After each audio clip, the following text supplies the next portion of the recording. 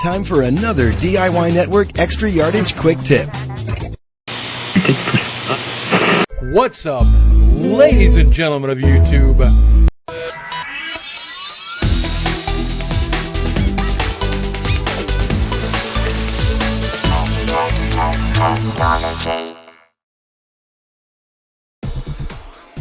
This video explores the educational implications of do-it-yourself culture and YouTube.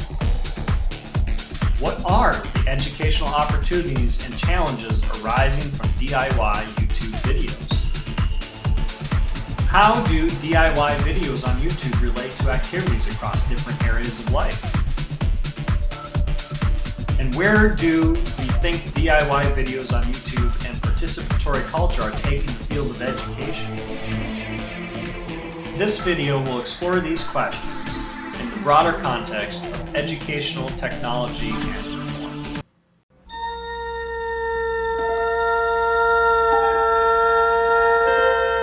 Space, the final frontier.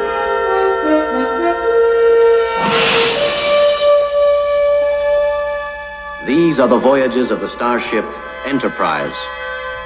Its 5-year mission. In 1966, Star Trek was introduced on CBS Network. The show was slow to get an audience because it was considered too futuristic and too geeky. Over time, it eventually gained footing, and we all know the rest of the story. In the show, Captain Kirk communicated with his crew and the Enterprise using a Starfleet communicator. That would be the inspiration for the flip phone we saw in the early 2000s. The tricorder was used on the show to do portable computing and analyzing, and the actual onboard computer would appear as a blue box with a lot of lights and sound kind of like a typewriter on steroids. This was to be the 23rd century? In the 1990s, Star Trek The Next Generation would be aired on Fox and show us what the 24th century might look like. The communicator became a piece of jewelry, and the tricorder was all but replaced with the pad. Finally, the most recent Star Trek movies are set in a time before the original was to have taken place, and they now have technology that blows the original shows and mechanical clickety-clackety of the computer out of the water with transparent screens and state-of-the-art technology. None too far-fetched by today's standards. Almost 50 years has passed since Captain Kirk went where no man had gone before. Computer. They could not predict the future, so really, how can we predict the future of technology? Will we all have communicators? We already do, and then some. Today's smartphones are faster and more powerful than the communicator and the tricorder combined. Technology is moving so quickly. Engage! And maybe it will be us that will go where no one has gone before. I can't wait.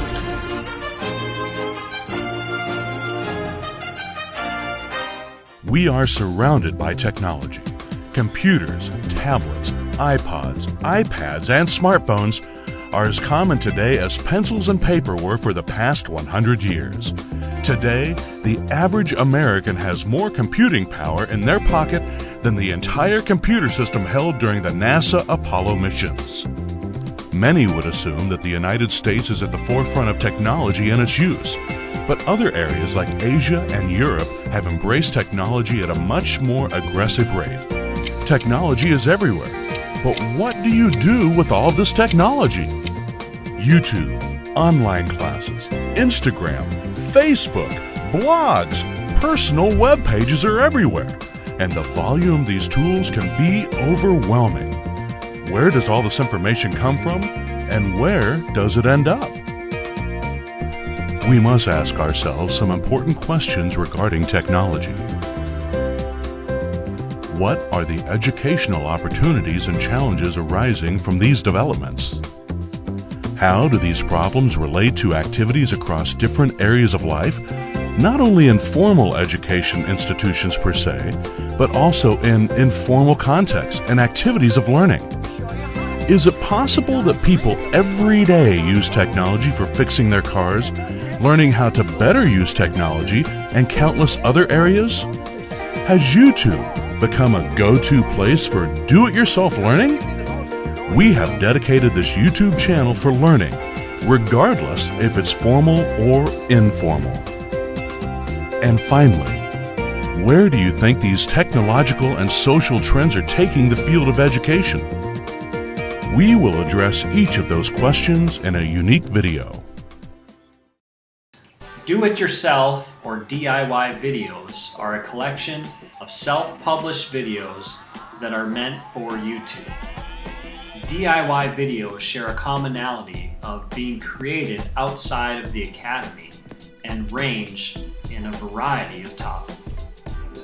For example, there are many videos on YouTube that demonstrate how to simply paint your nails in interesting ways. It is now possible to self-publish and become internet famous. Some forms of do-it-yourself culture revolve around entertainment and the video game industry. For example, the many videos that demonstrate how to effectively play Grand Theft Auto 5. YouTube has set up a culture of do-it-yourself innovation and self-publishing. Performers and musicians have an outlet to become famous and share their art. For example, Justin Bieber got his first start on YouTube. I think one of the special things about do-it-yourself videos, or what makes them so appealing, is that the fact that many of them are made by ordinary, everyday people. Your neighbor, your kid's baseball coach, your father-in-law who used to be an auto mechanic. Just ordinary, everyday people, real people. So for this project, it just made sense to include commentary from real people, giving real examples in real time of how do-it-yourself videos are used in their lives. Give people a chance to tell their story.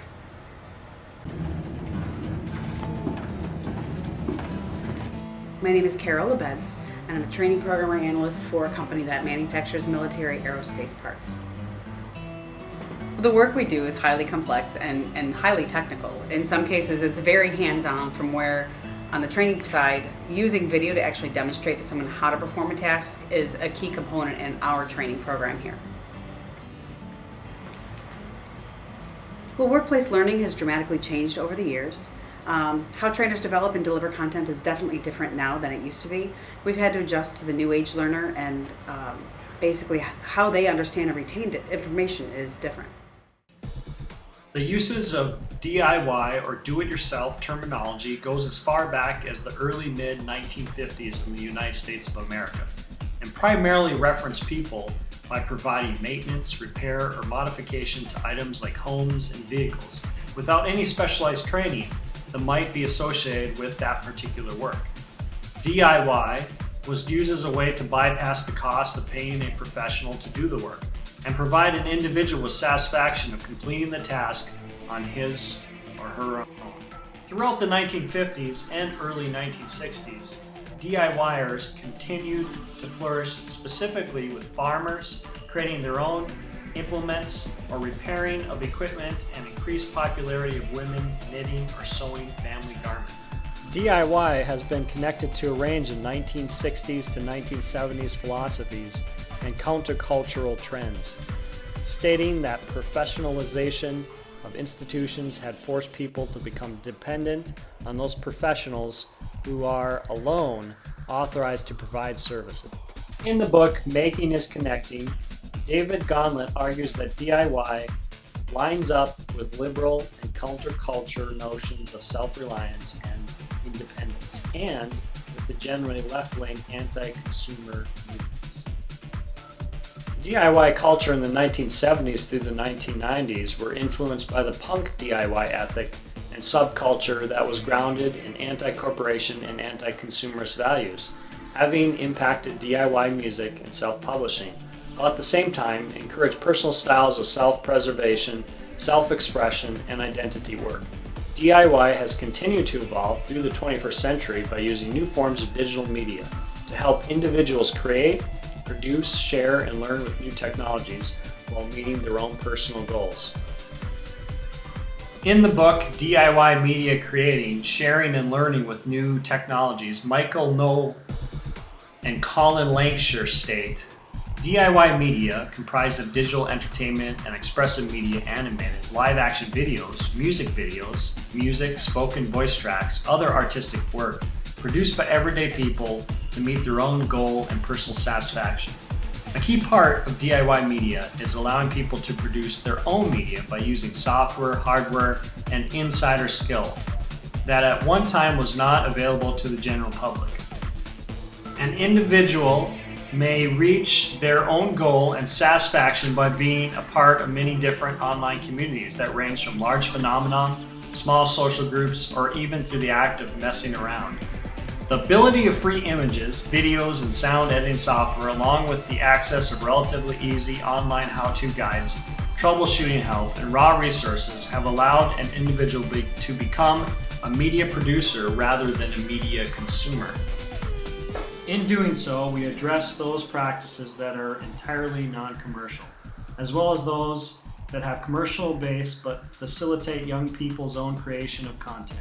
We present those aspects of media literacy that focus on creative production or young people's design and implementation of new media, such as web pages, video games, and blogs.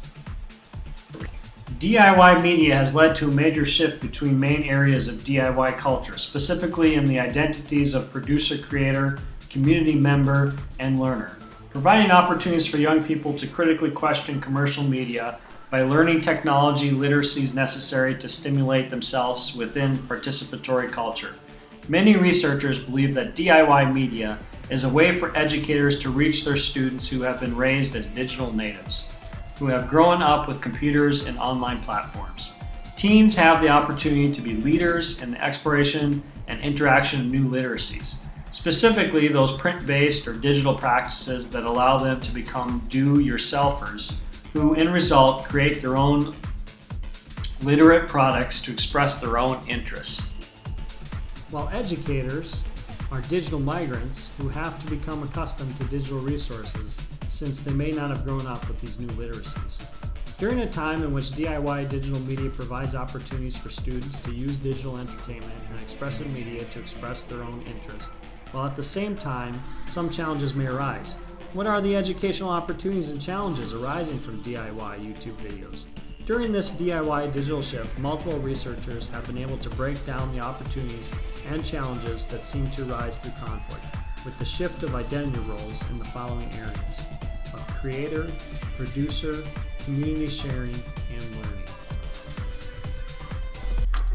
Axel Burns, explaining how conventional distinctions between producers and consumers no longer hold within an online network economy, originally coined the term prosumers. The prosumer is an active and productive user of content created, developed, modified, and shared by a community, meaning that the prosumer uses rather than consumes artifacts, knowledge, information, content, and other resources. The prosumer continually has opportunities to allow their produced artifact to be available to others, allowing the artifact to continue to be reused, remixed, repurposed amongst an online community. The opportunity to rapidly share produced information allows for the producer to share ideas and resources while tapping into a collective intelligence of a group or a community, and to add on small pieces to a larger project, providing an outlet for peers and experts to use and share knowledge together. Henry Jenkins coined the phrase participatory culture in order to understand contemporary social and cultural life. Participatory culture is when consumers take media into their own hands and become actively involved in contributing to cultural development through creating media, sharing media, and responding to media. Jenkins continues to state that the power of participation comes not from destroying commercial culture, but from writing over it, modeling it, amending it, expanding it, adding greater diversity of perspective, and then recirculating it, feeding it back into the mainstream media. Jenkins, MIT, and the MacArthur Foundation go on to define participatory culture as an individual that holds the following aspects. 1. The relatively low barriers to artistic expression and civic engagement. 2. Strong support for creating and sharing one's creations with others. 3. Some type of informal mentorship whereby what is known by the most experienced is passed along to the novices. 4. Members believe that their contributions matter. And 5. Members feel some degree of social connection with one another. For example, YouTube has millions of users that have the opportunities to use this creative platform every day in order to upload, view, and comment on videos, allowing a shift in the relationship with professional media as users learn they can be the creators and not just receivers. Community sharing. Another interesting aspect of YouTube is that the majority of people access the websites are viewing videos, not producing videos or uploading or participating in community features. Gauntlet posted on his Twitter account, not V Scientific, but can any Twitter friends tell me why you make stuff or share online, YouTube blogs, etc.? He received nearly 30 responses in which he was able to summarize the following list. So others can learn to be entertained, a desire to share thoughts and creative endeavors, to chronicle my existence, to add to the information available on the web, to be an active participant in the discussion of things, to be a media maker, not just consumer, self-promotion, to get feedback as a way to collaborate, contributing to and being part of a community, a sense of being heard. Gauntlet's Twitter response suggests that people spend time creating online content because they want to be active and recognized within a community of people, and they wish to express or display aspects of themselves and their interests. Digital media provides the opportunity for users to be recognized by their own need to provide proof of their own existence in order to be noticed and become part of a larger group by sharing aspects of themselves and their interests. The way in which digital DIY participants identify has shifted from simply being a creator-producer to becoming a prosumer, has a lot to do with the way in which the DIY culture has shifted from individual to community-based. Gauntlet discusses the way in which DIY culture has always had the opportunity of connecting and has continued to develop into being a way for people to make things and people to connect with others about making these things. He continues to state 3 DIY principal ways of connecting. Making is connecting because you have to connect things together. This includes materials, ideas, or both to make something new. Making is connecting because acts of creativity usually involve, at some point, a social dimension and connect us with other people. And making is connecting because through making things and sharing them in the world, we increase our engagement and connection with our social and physical environment. Gauntlet believes that platforms like YouTube creates another form of creativity that are different in both past DIY cultures and present network television. On YouTube, you have a world of people doing amazing, silly, clever, pointless, or heartfelt things and putting them out in the world for others to experience because they want to, and that seems to be much more like what creativity is meant to be all about. Digital media provides the opportunity for people to make and share things on tools such as broad platforms. Broad platforms do not assert a preference of a particular topic or style of material, but encourages users to express their creativity in whatever they choose within a particular framework. Currently, YouTube is one of the well-established platforms that are available for the task of making and sharing. However, the downfall is that some platforms, like blogging, allow a user to immediately upload information through typing. YouTube, on the other hand, is a digital platform that is less immediate to the upload due to the preparation of recording and editing of video prior to uploading to the internet. Gauntlet believes that YouTube is a model digital creative platform because it offers a framework for participation that is open to a wide variety of uses and contributions, open-ended about the content, and has adopted a wide range of users for a diverse amount of outcomes.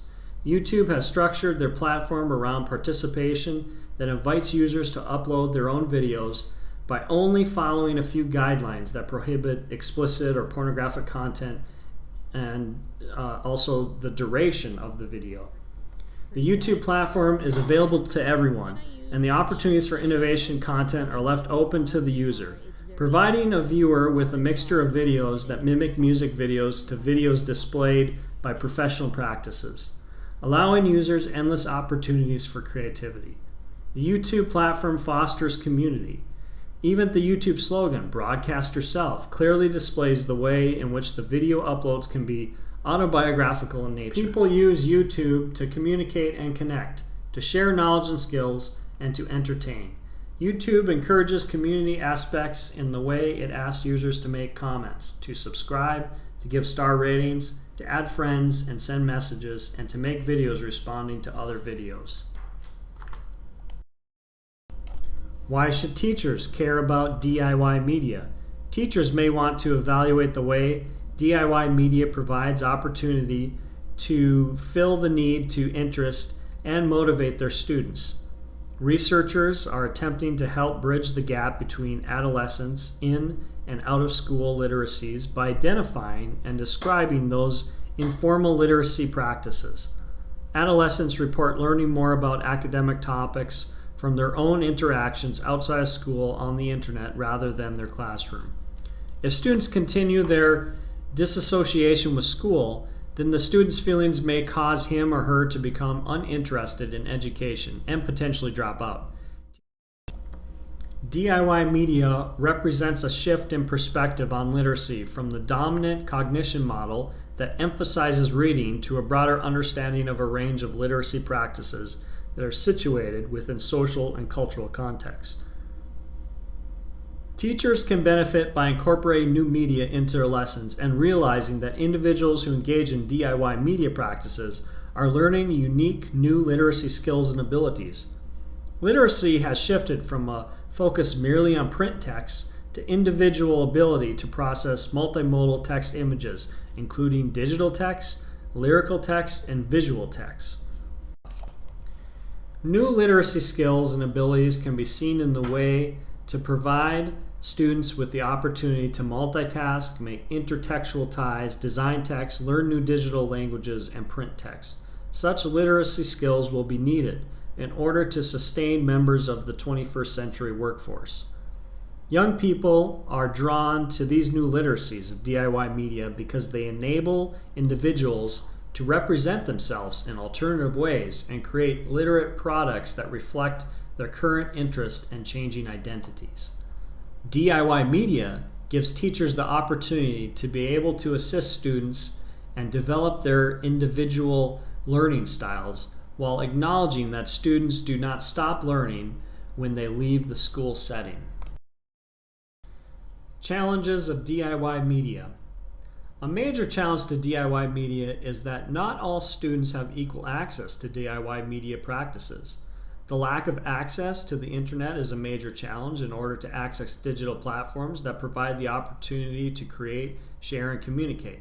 Too often, low socioeconomic groups, those that are isolated geographically, and students of color lack access to computers or do not have up-to-date computers capable of providing access, or they may lack internet connections.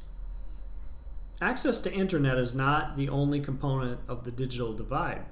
The lack of money, knowledge, awareness, confidence, and/or skills can mean that millions of people do not benefit from the internet, digital platforms available like YouTube or other DIY media sources.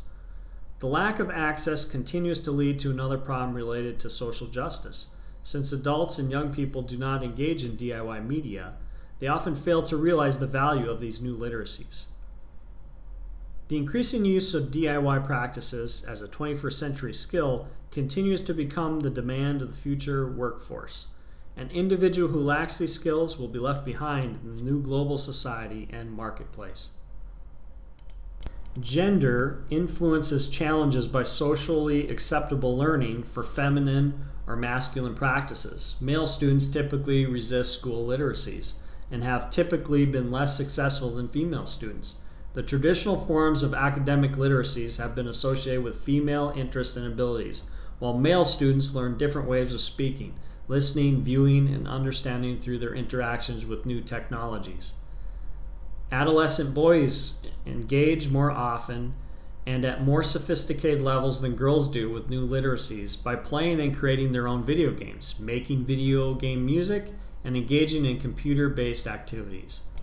Male students end up enhancing their understandings of traditional literacy and critical thinking abilities by problem solving using and interpreting literary devices such as symbolism and contrast, by understanding game rules, decoding meaning, and reflecting on strategies in game creation.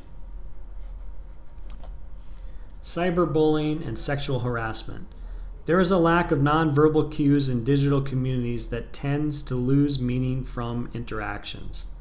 This leads to less solidarity fostered within groups and leads to misunderstandings. Misunderstandings tend to lead to higher levels of abusive behavior and dishonesty. These same issues can arise when people interact in persons if a person interacts exclusively online. Cyberbullying and sexual harassment seems to be common in online communities. Cyberbullies tend to spread rumors and make threats. Cyberbullying often takes the form of harassing behaviors like spreading rumors, posting embarrassing photographs, sending threatening emails, and making private emails public. A recent survey, the Pew Internet and American Life Project Parents and Teens Survey, showed that teenage girls are more likely to be targets of cyberbullying than boys. Older teen girls reported being intimidated online more often than other young people. Another challenge of digital services on the internet is sexual harassment, and disrespect towards women is widespread across different DIY media platforms. Stereotypical gender roles and relations that marginalize women in offline practices are reproduced in online platforms. Girls describe how they tried to fight back against sexual harassment by displaying confidence and rebelling against stereotypical notions of femininity, but were unsuccessful in stopping masculine dominance.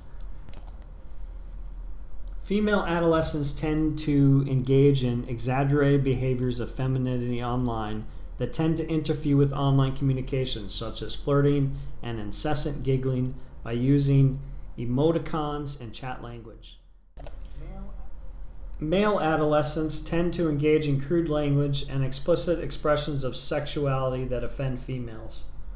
Lastly, discussion groups tend to be dominated by males that often do not acknowledge female contributions, jeopardizing future female participation.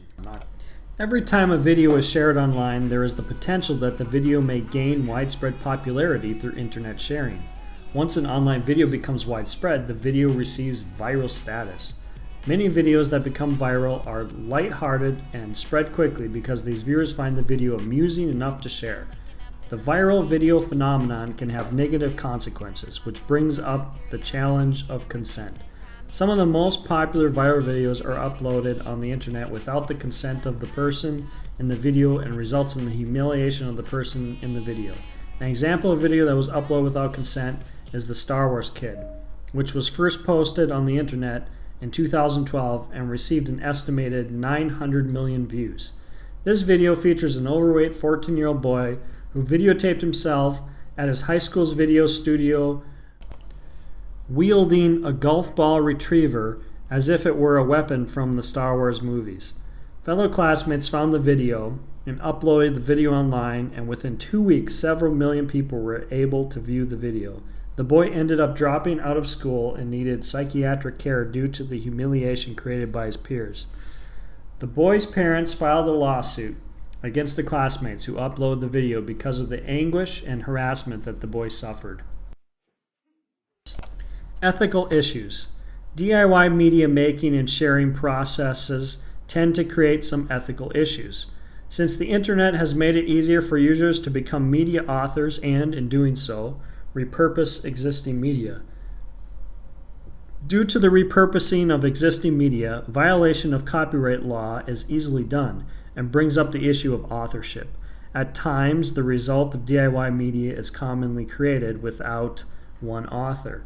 The view of authorship may apply to students who are modeling video games, remixing media to create a YouTube video, or cutting and pasting newspaper articles, magazine ads, or labels to create a zine.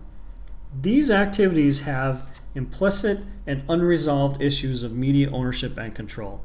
Educating students to examine and evaluating DIY media in order to consider ethical issues of authorship, privacy, intent, self-representation, and content when producing their own media and sharing.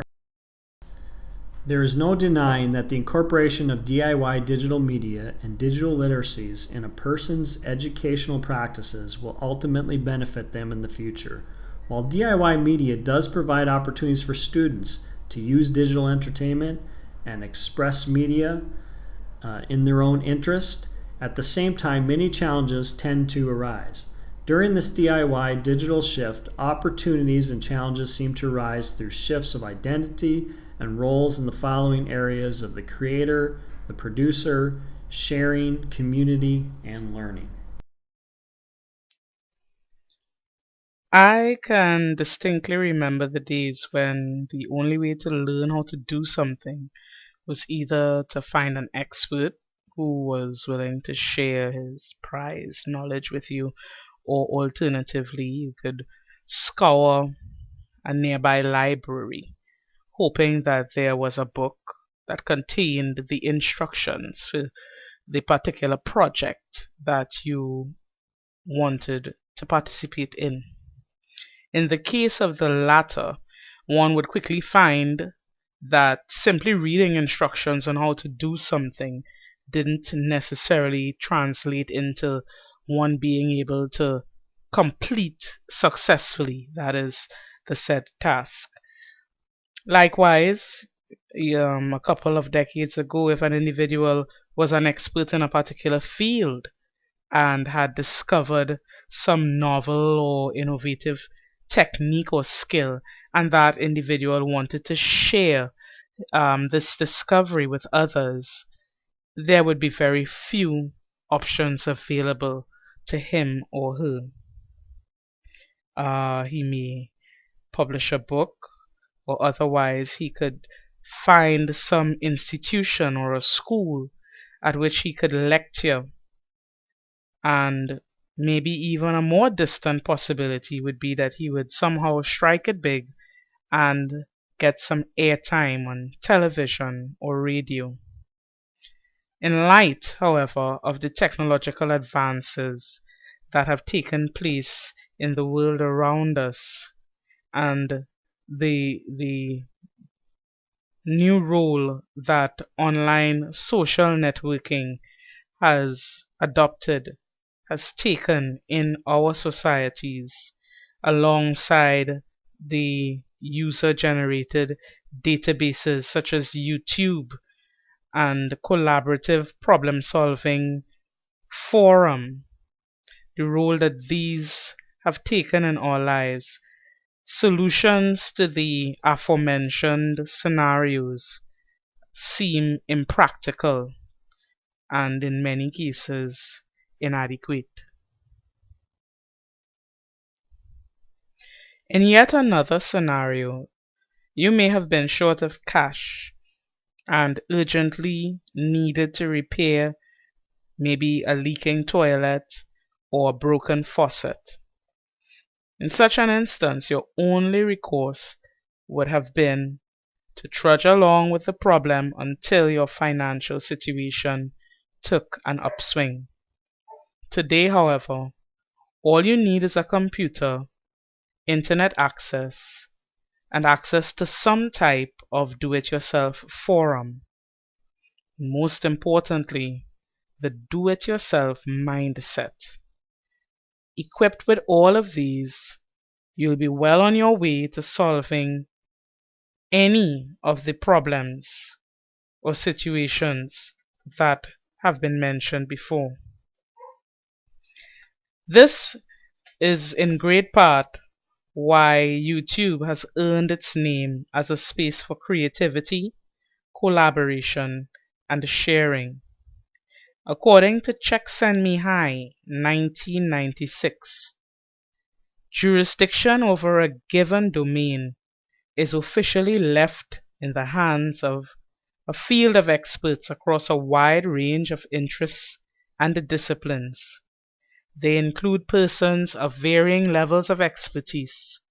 Examples could be grade school teachers and university professors.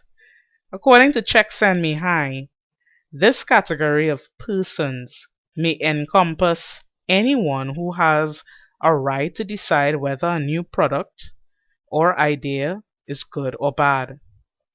However, if we look carefully at his statement, inherent is the belief that one must have expert knowledge before one has the right to validate or to negate the worth of an idea or innovation.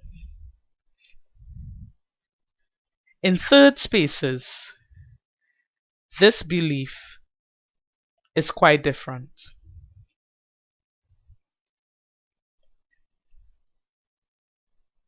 Forums like YouTube operate very differently, and as such, they are often perceived as being major potential disruptions to the dominance of formal educational institutions. In such spaces, ordinary people have the freedom to exercise meaningful agency over their learning. The shared values of the social group supersedes the voice of the expert in determining the worth of the artifacts that are created by the community.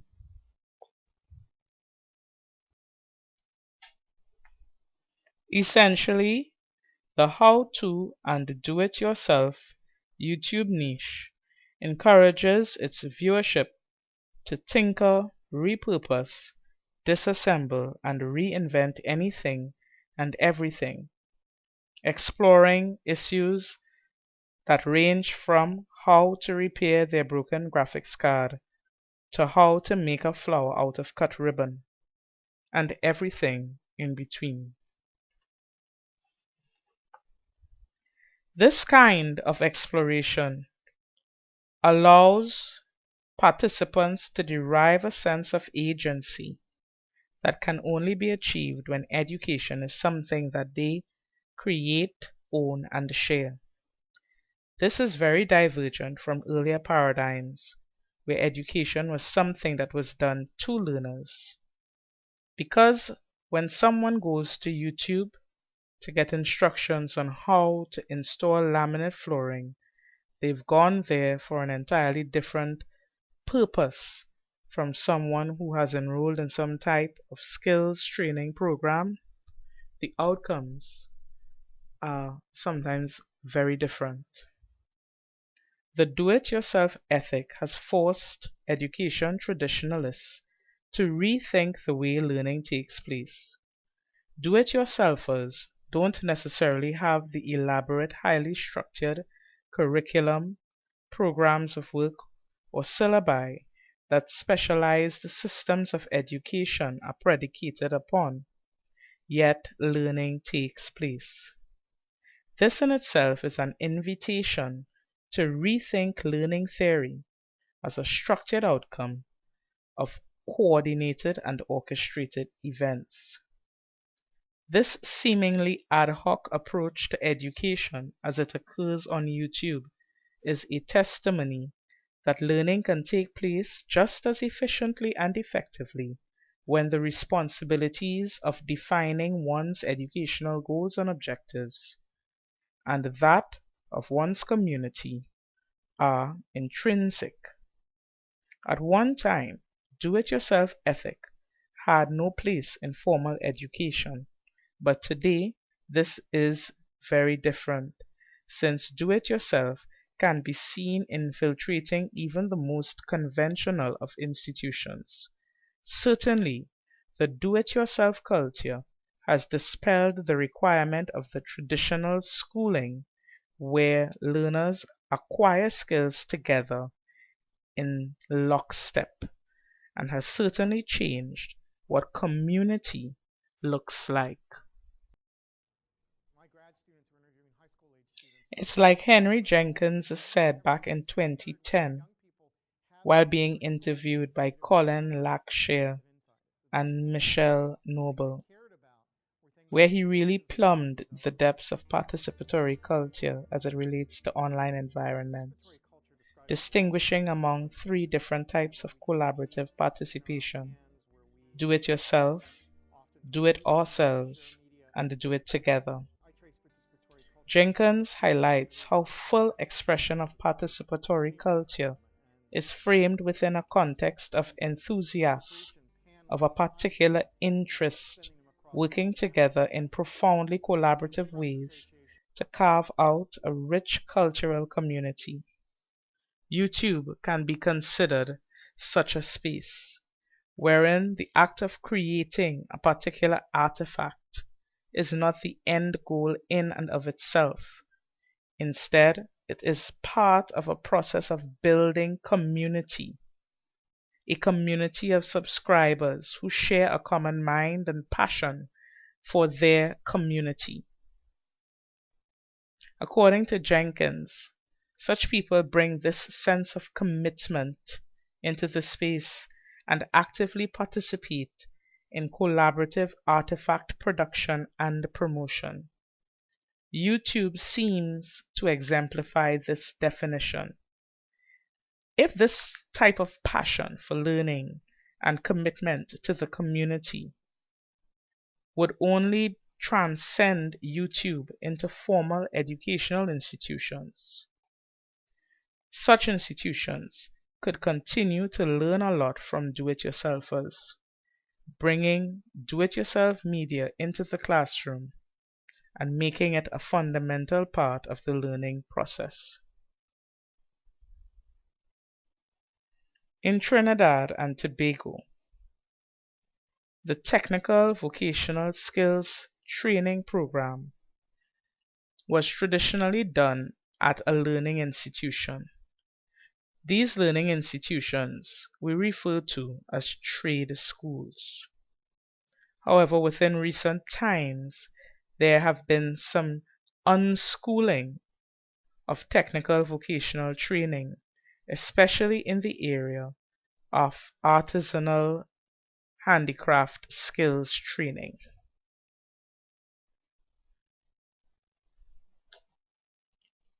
In the 1980s, the Ministry of Works, Industrialization, and Decentralization established cottage programs across the length and breadth of our country.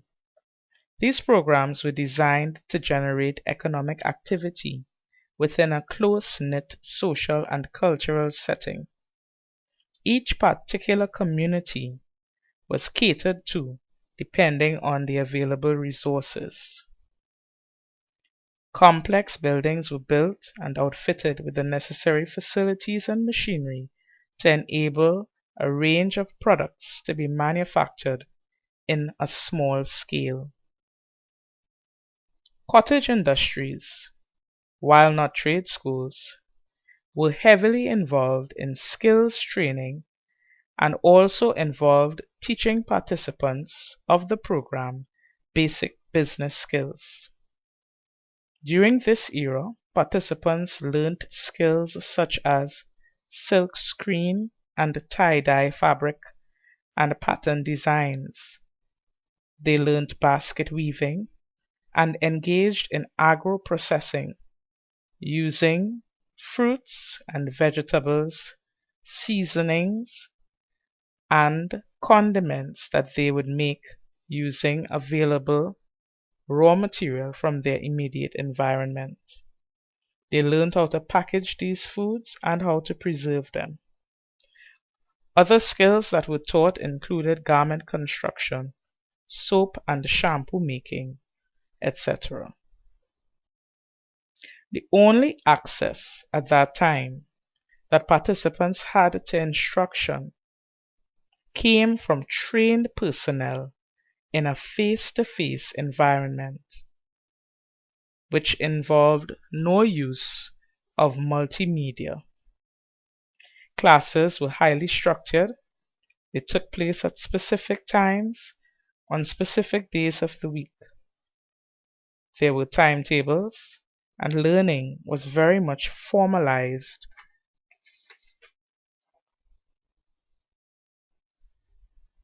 and community-based.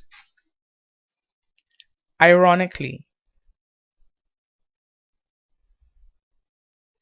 every single skill that participants learnt as part of this program many decades ago can easily be learnt today watching do-it-yourself YouTube videos. Learners can do this as part of a group, or they can do so independently.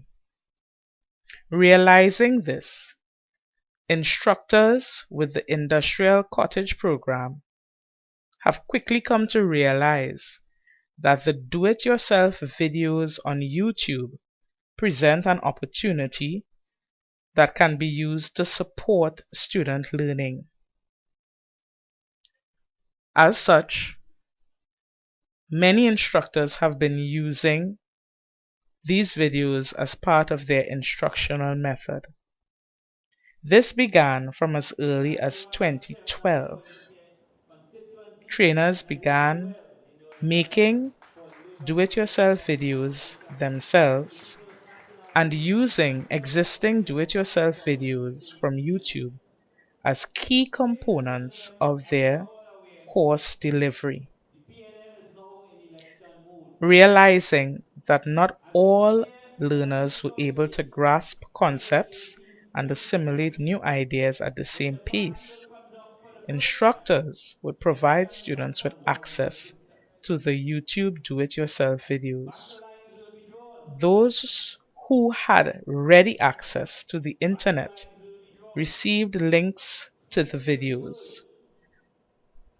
One drawback of this method took the form of a type of digital divide. Unfortunately, not everyone in these programs has access to computers or to the internet, and as such, they are not able to access these videos outside of regular class time. Such individuals tend to miss out on the opportunities that their fellow students who have access to these technologies enjoy. They are not able to watch, rewind, and view as many of the instructional videos as they like within their own space, at their own pace, and at a time that is comfortable to them. As such, they are not able to receive the same support that those who do have access to such devices and technologies benefit from. This in itself highlights one of the major challenges that faces educators in developing countries.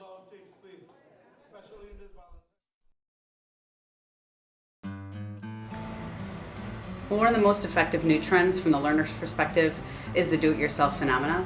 The most notable venue for this is YouTube. YouTube's become basically the go-to place to figure out how to do practically anything.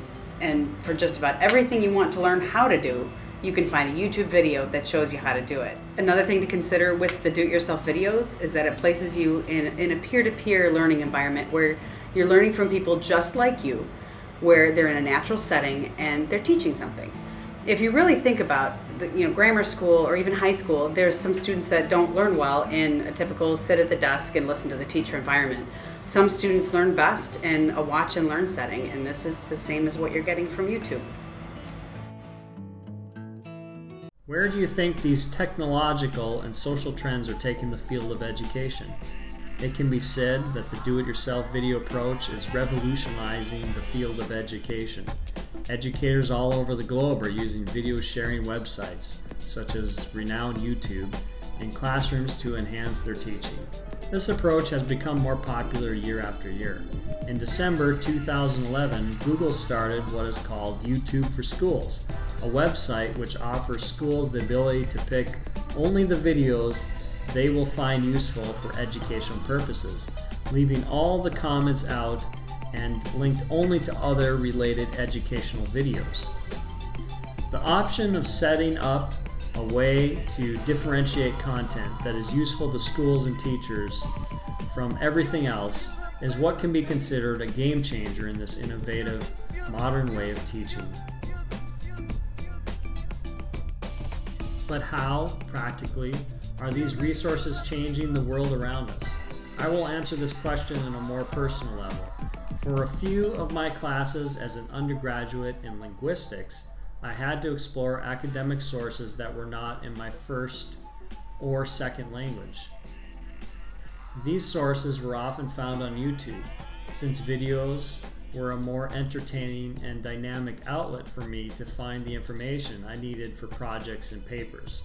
What saved me was the translation feature that YouTube offers its viewers. Just to give an example, as I was working on my Mandarin final project, I ran into sources on YouTube that were extremely helpful, but of course the videos were in Mandarin. I needed a translation to English, or I would be unable to use these sources as I am nowhere near the fluency territory in this language. This translation feature was helpful to me, and it is to everyone who needs to watch something in a language they do not speak, because it makes videos accessible to a wider audience around the world. By breaking down the language barrier, we expand our knowledge infinitely, as we are not stuck in our own little comfort language zone. We are able to explore everything that is out there available in the digital world, and therefore open up our minds to different cultures and ultimately a different education. There's the implications of having the ability to make a recording of doing something, practically anything, and then posting it to the internet. When you think about it, it's quite fascinating. There's the number of people that can learn something in real time is astronomical. Right. So, in talking about Fiona's how old? Fiona's 3. She's 3. So, and I'm sure she probably plays around on the computer a little bit. She does a lot. Yeah. So, does she ever learn by looking at something like a video? Maybe not necessarily on YouTube, but something that shows her, and then she learns how to do it from that. She's learned a lot on YouTube, just in general. That there's a lot of sites for children's learning, a lot of educational sites out there. But we've used YouTube in a number of situations. Whether it's something that another parent told me about, was by word of mouth. Something I saw on television, and we looked it up. The best scenario for her learning experience that I found was when we were trying to do sign language. And when she was an infant, I was doing signs. I had a very limited ability. I still probably only have maybe 20 or 30 signs that I remember. But I was learning signs myself, both from the internet and from some other videos. But YouTube had so much information. And when she got older, we looked up online. I sat with her at the computer and we looked up a video for the ABC song in sign language. So we were able to sit and learn, and there's certain things that you can find on the internet, and obviously there's a difference maybe in quality, but there's the fact that you're learning something by just sitting in front of the TV and or in front of the computer or with a tablet or a cell phone, that you can learn on these different media, and it's just amazing at what she was able to pick up just from that interface. Well, I mentioned we've come a long way. We do have a long way to go yet, but the new technology has changed my job as a trainer and the method of sharing information. I'm sure that it's changed the student-teacher dynamic in schools across the world, especially because I saw that firsthand and how do-it-yourself videos can be incorporated into college courses. It's changed people's lives at home. They don't have to rush off to the library to find an answer or a how-to book anymore. And we can just find many answers in the convenience of our own home. I believe because of the results and the potential that the YouTube outlet presents, it'll be more widespread, become more widespread exponentially in the coming years. I also believe that it will help my job as a trainer, as it will help me to become more effective, and it can help a countless number of teachers across various grades. Learning to do a digital dance is today the job of the educator. The time when education was primarily about protecting youth from the insidious influences of media are long gone. Equally, the time when education consisted primarily of imparting pre-existing knowledge is over. If we want to have a real impact on the lives of students, we need to become part of their interactive audience, to become a player engaged with the media and helping to facilitate interaction amongst peers. While careful not to colonize their own culture of resistance to adult authority, seeming to condemn their efforts as trivial or worse, and thereby killing off the energy with which social networking conversations operate, we need to find ways to be supportive. This can be done in a variety of ways. Paul Duncombe, professor of art education at the University of Illinois, says there are 3 ways to be supportive of participatory culture. He says, first, you need to acknowledge prosumer efforts. Second, you need to teach relevant skills such as time-based media and video editing. And third, you need to attempt to negotiate between the transgressive fun of youth culture and institutional requirements of serious knowledge production. In conclusion, we find that there are many emergent forms of educational opportunities regarding participatory culture and do-it-yourself culture on YouTube. The vast opportunities for formal education and informal education will define the next generation of learners and educators. Our job as educators will be to engage in this digital dance, guiding students toward success and opening new avenues for student learning. I state your name. I state your name. Do hereby pledge allegiance to the frat. Do hereby pledge allegiance to the frat. With liberty and fraternity for all. Amen.